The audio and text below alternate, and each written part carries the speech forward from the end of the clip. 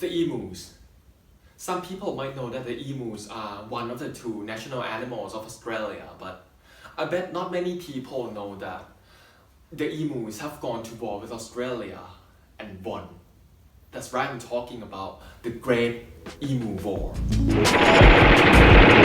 To some of the unfortunate farmers whose wheat crops have been trampled down by hordes of emus, but they're hopeful of getting rid of the pest at last.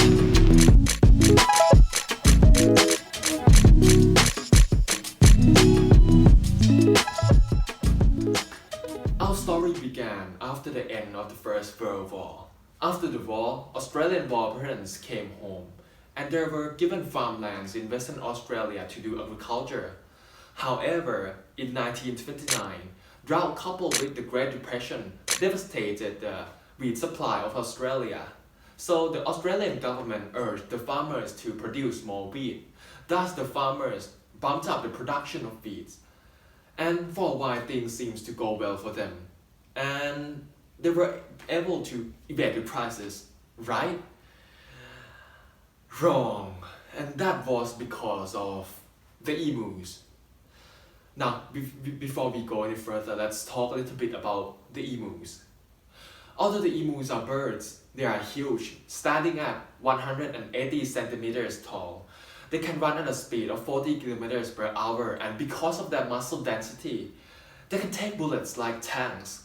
So, to put it simply, you wouldn't want to fight them. The emu's habitat is in Central Australia, but once a year they migrate to Western Australia to breed, and normally this wouldn't pose a problem.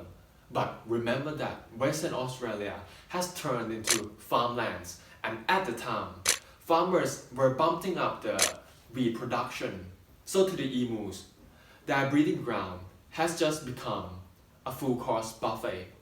For this reason, 20,000 emus raided the farmlands, devoured all the wheat, and shattered the farmer's heart. And it was this event that sparked the Great Emu War. And what the result? Right, after 20,000 emus cost the already struggling farmers millions more pounds in lost crops and damages.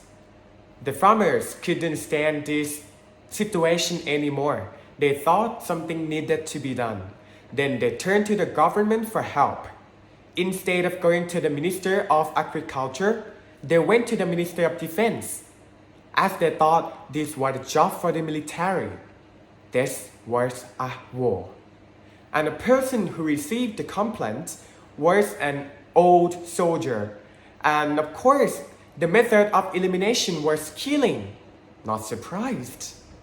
They sent 3 soldiers, 2 Lewis machine guns with bullets, to hunt down and to take out their evil emu populations.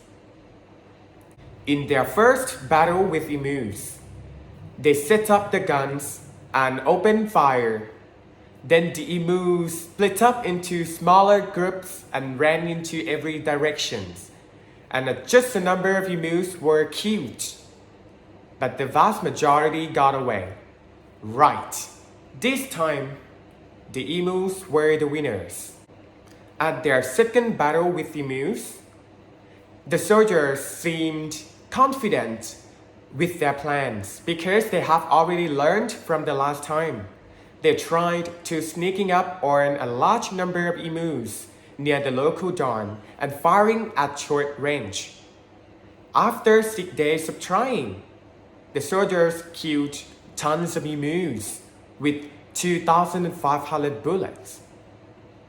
The number of emu that were killed were just 15 emus. Right, you heard it right. Just only 50 emus were killed during 6 days. So of course, the soldiers gave up and got back home. Finally, this battle, the emu were the winners again. After the soldiers got back home, and the farmers had no idea how to deal with this situation, so they asked the soldiers back to help them and to kill the emus. This time, 1,000 emus were killed, but it was still less when compared to the whole emu population. and it cost lots of money, and it was not worth it at all to keep fighting with the emus.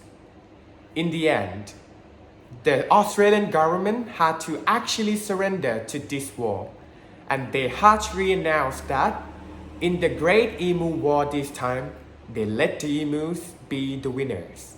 We are the